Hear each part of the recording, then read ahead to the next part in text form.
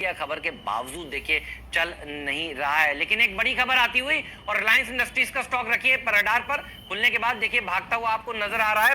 Reliance industries के लिए खबर आती हुई कि सिल्वर लेक ने पहले आरजीओ में निवेश किया था और अब रिलायंस इंडस्ट्रीज की दूसरा बड़ा निवेश आता हुआ। तो देखिए मेरे ख्याल में रिटेल में ये निवेश होता हुआ आपको नजर आ रहा है। सिल्वर लेक ध्यान रखिएगा दुनिया की सबसे बड़ी टेक इन्वेस्टर है और रिटेल में जो निवेश उनका आ रहा है, देखिए ये वो खबर है जो आज रिलायंस इंडस्ट्रीज को निचले स्तरों से रिकवर करती हुई आपको दिख रही है। तो 7,500 करोड़ रुपए का निवेश सिल्वर लेक ने कर दिया। रिलायंस रिटेल में देखिए ये निवेश आता हुआ नजर आ रहा है और ये वो स्टॉक है जो 2 दिन से बढ़िया प्रदर्शन दिखा रहा है। कार्यक्रम की शुरुआत में भी हम देखिए चर्चा हुई थी। आज जब मैं वॉल पे भी गया था तब भी इसके ऊपर हम लोग बात कर रहे थे कि रिलायंस इंडस्ट्रीज किस तरह से बिहेव करता है, इसके ऊपर नजर होगी। तो गिरावट थोड़ी थमती हुई नजर आ रही है। अगर आप देखिए निफ्टी अब 11,500 के ऊपर आता हुआ थैंक्स टू रिलायंस।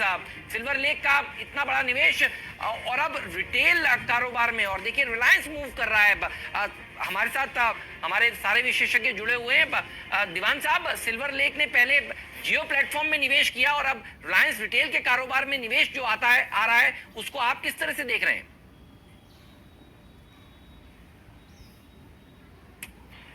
हेमंत, हम लोग 9 बजे यही बात कर रहे थे कि रिलायंस में जो गिरावट आई और उसके बाद जो रिकवरी दिख रही है और जो बाइंग दिखती है वो पैटर्न बहुत क्लियर है कि ये एक ऐसा स्टॉक है जिसमें रिस्क रिवॉर्ड अभी भी आपके लिए फेवरेबल रहेगा।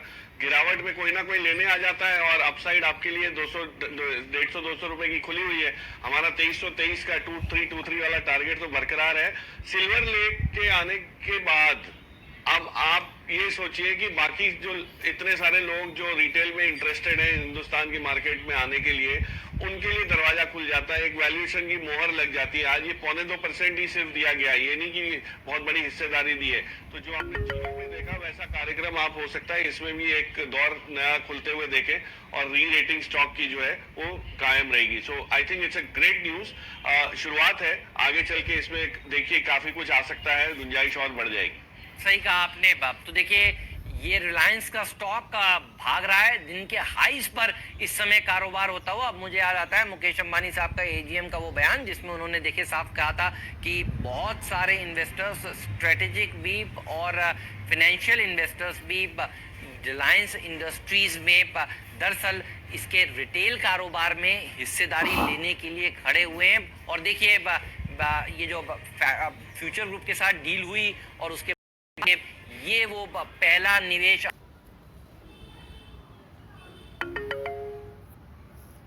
आता हुआ आपको नजर आ रहा है। तो अभी देखिए खबर ये ब्रेक हुई है और ये स्टॉक अब मूव करता हुआ दिन के हाईज पर कारोबार कर रहा है। आशीष जी बताइए, आरआईएल और आरआईएल का पार्टी पेड स्टॉक भी रखिए रडार पर, क्योंकि इसने देखिए बाजार को इस समय थामने का काम किया है। पार्टी पेड स्टॉक दोनों हिस्सों में डायरेक्टर साहब प्लीज रख दीजिएगा ताकि समझ में आए कि पार्टी पेड स्टॉक में किस तरह का मूवमेंट आज के सत्र में देखने को मिल रहा है। आशीष जी आपकी टिप्पणी आरआईएल पर। जी बिल्कुल, तो बहुत ही एक अच्छा कंसोलिडेशन ये स्टॉक दिखा रहा है और हमने पहले भी इसमें कई बार बात की कि ये स्टॉक एक पुल एंड फ्लैग फॉर्मेशन बना रहा है। मतलब एक बड़ी तेजी के बाद हम देख रहे हैं पिछले करीब 3-4 हफ्तों से रिलायंस में कंसोलिडेशन चल रहा था और इस कंसोलिडेशन में इसने कभी भी 2050 के नीचे एक सस्टेन्ड क्लोजिंग नहीं दी। अपने आप में एक बहुत ही पॉजिटिव साइन है। डिस्पाइट कि आज मार्केट में इतनी वीकनेस है, रिलायंस में जिस तरह का एक अपमूव देखने को मिल रहा है, मुझे लगता है इसका पोटेंशियल टारगेट 2250 तक आपको आता हुआ देखने को मिलेगा। यानी यहाँ से 125 रुपए की तेजी मैं समझता हूँ रिलायंस के स्टॉक में देखने को मिल सकती है। यहाँ पर स्टॉप क्या होना चाहिए? तो मेरे हिसाब से 2085 ये आपका स्टॉप लॉस होना चाहिए। तो रिस्क रिवॉर्ड बहुत ही फेवरेबल मुझे इस समय रिलायंस के स्टॉक में नजर आती है। 2085 के स्टॉप लॉस से बाय कीजिए, 2250 के लक्ष्य रिलायंस के स्टॉक में देखने को नजर आ जाए। मैं देख रहा हूँ वैल्यूएशन जिस भाव पर देखिए पैसा आया है, ये 1.7% स्टेक लिया गया है। 7,500 करोड़ रुपए में देखिए डील हुई है। शेयर भागेगा क्यों उसको आप समझिए एक बार।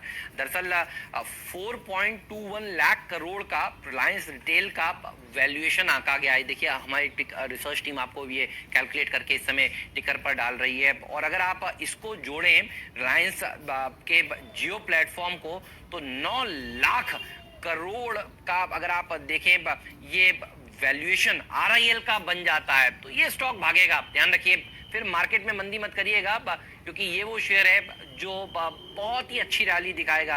वैल्यूएशन बहुत बढ़िया है, और जनरली आशीष जी हमने देखा है कि जब एक इन्वेस्टर आता है, और जियो में हमने देखा, ये एक्स्ट्रापोलेट करने वाली बात नहीं है, लेकिन हमने देखा है पहले भी, और एजीएम में बयान को भी अगर आप केयरफुली रीड करें तो एक इन्वेस्टर के बाद और भी देखिए इन्वेस्टर्स आते हुए आपको नजर आते हैं। और सबसे अच्छी बात यहाँ पर ये नजर आ रही है कि ये सिल्वर लेक जो है, देखिए ये टेक्नोलॉजी पार्टनर भी एक तरह से बाजार इसको पड़ेगा, तो ये डिसरप्शन की तैयारी है, इसको भी देखिए मार्केट इस समय देखेगा रिटेल सेक्टर में। तो ये सिल्वर लेक का आना और उनका शेयर्स खरीदना 1.75% इस कारोबार में खरीदना, देखिए, और वैल्यूएशन साफ हो जाना, अब ये एक खबर है जिसको बाजार आज बहुत ही पॉजिटिवली देखने वाला है। इसीलिए देखिए जैसे ही ये खबर आई, ये शेयर अब भागता हुआ 1.5% की रैली यहाँ पर देखने को मिल रही है।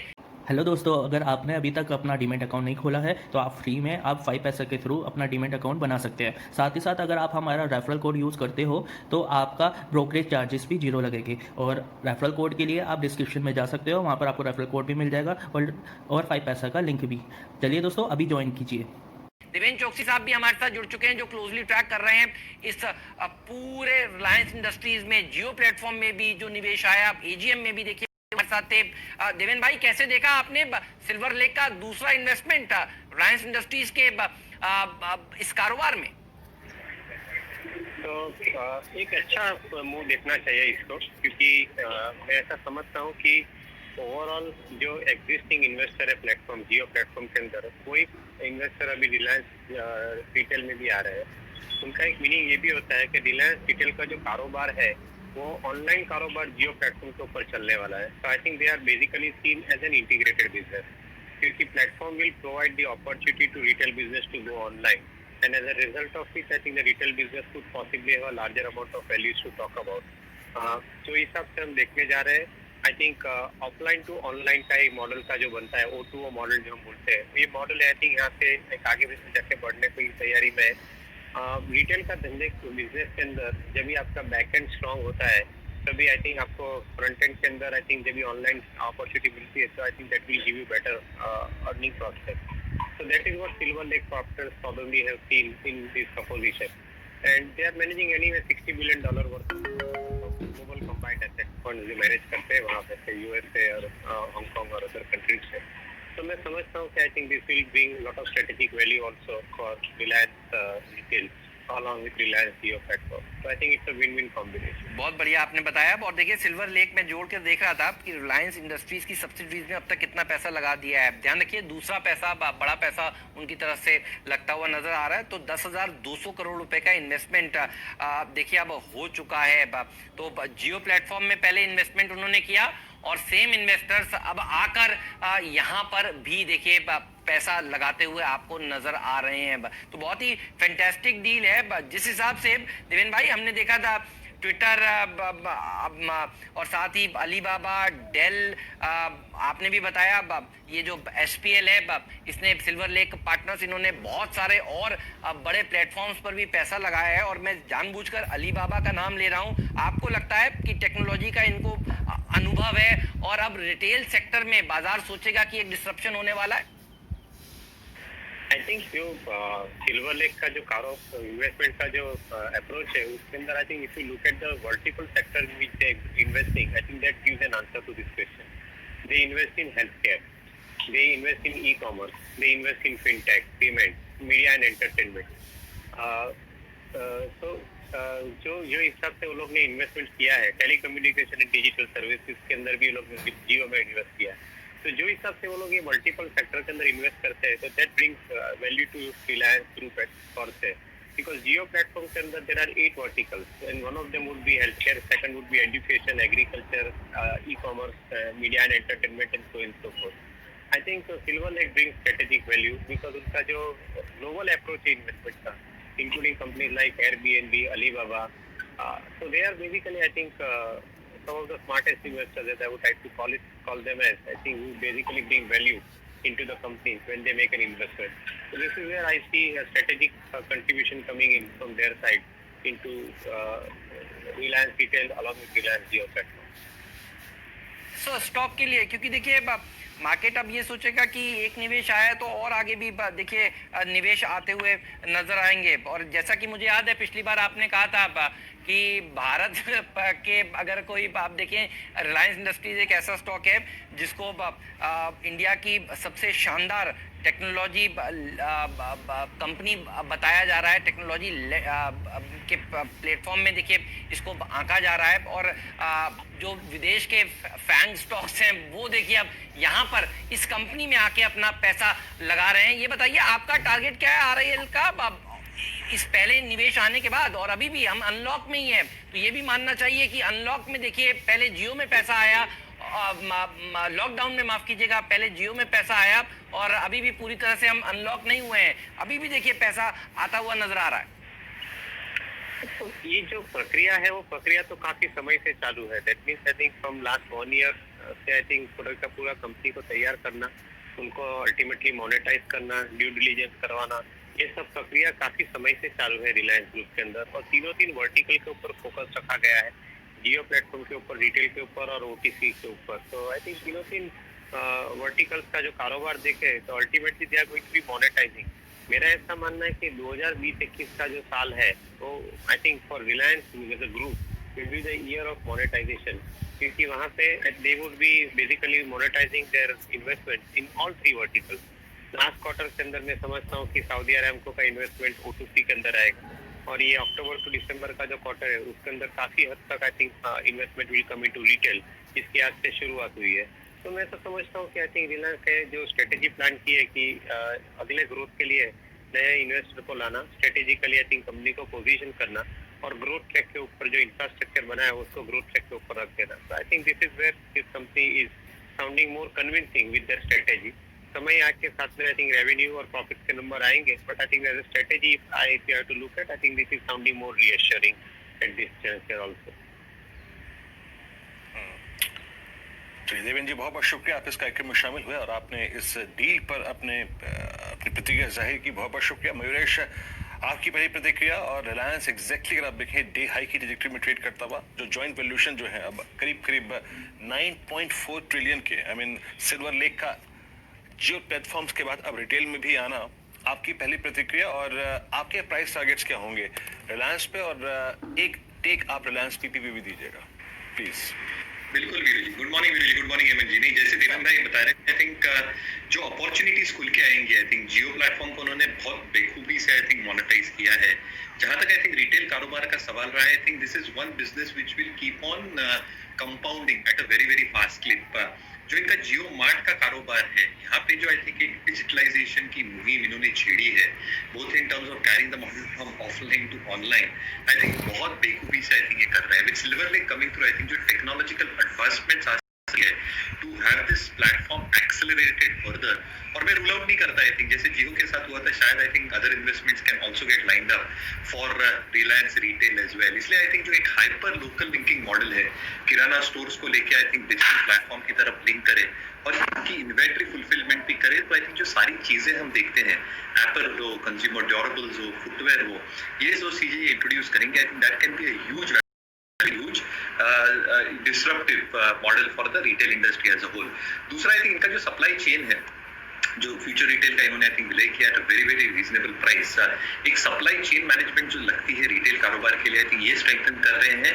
And grocery expected to do well along with metro connectivity and digital platforms. तो मुझे लगता है आई थिंक बहुत सुपर डील इन्होंने साइन किया है। आई थिंक जो बेस्ट के सिनेरियो था हेमंत जी, वीरू जी, was 3,60,000 odd crores रिटेल के कारोबार के लिए। विद दिस इन्वेस्टमेंट 4,20,000 करोड़ आता है, इसलिए जो प्रीमियम पे ऑलरेडी आई थिंक एक अजम्पशंस थे, वो प्रीमियम्स और ज्यादा बढ़ जाते हैं। और दूसरे कारोबार जैसे देवेंद्र भाई भी बता रहे थे, I think Jio is expected to do extremely well in a market situation like this, और OTC business I think is expected to improve. इसलिए सम ऑफ पार्ट्स का valuation definitely I think improve होगा, प्रीमियम वैल्यूएशन डेफिनेटली मिलेंगे। हमारे methodology के हिसाब से I think 2190 I think एक लेवल ये क्रॉस करता है जो इसने छुआ था कुछ हफ्तों पहले। तो मुझे लगता है 15-16% की अपसाइड बिल्कुल खुल सकती है उसके बाद, क्योंकि पूरे का पूरा सप्लाई अब्सॉर्ब कर देगा। But very very positive deal, and I think more monetization can happen on this platform which will give earnings accretion stock. बिल्कुल सही बात है। तो देखिए तेजी अच्छी रिलायंस इंडस्ट्रीज के स्टॉक में एक तरफ रिलायंस इंडस्ट्रीज का शेयर रखिए, दूसरी तरफ बैंक निफ्टी रखिए। बैंक निफ्टी 300 पॉइंट नीचे, RIL करीब करीब 1.25% ऊपर कारोबार कर रहा है। और एक बार कंट्रीब्यूटर्स भी दिखाइए डॉक्टर साहब प्लीज, ताकि समझ में आए कि अगर RIL का आज योगदान नहीं होता तो हम कहां पर होते। आप देखिए खुलने के बाद जिस तरह से इसने मूव दिखाया है ये काबिले तारीफ है, वरना आराम से देखिए 11,200 के स्तर के आसपास ही हम होते। ये देखिए 20 पॉइंट का कंट्रीब्यूशन दरअसल RIL की वजह से निफ्टी में देखने को मिल रहा है, वरना हम 20 पॉइंट अगर ये कंट्रीब्यूट नहीं कर रहा होता तो बाजार जो है यहां से और नीचे होता। अब TCS और इन्फोसिस ये एक और देखिए अब तेजी यहां पर देखने को मिल रही है, तो थोड़े से डिफेंसिव होता हुआ बाजार RIL डील की वजह से ऊपर है और TCS और इन्फोसिस में एक अच्छी खरीदारी देखने को मिल रही है। मुझे याद है सुबह सुबह देखिए आशीष जी का टॉप पिक इन्फोसिस था और ये स्टॉक अच्छा प्रदर्शन दिखाता हुआ आपको नजर आ रहा है। RIL के पार्टली पेड स्टॉक के बारे में भी बताइए राजेश सतपुते जी, देखकर इसके लिए कौन से इंपॉर्टेंट लेवल्स है।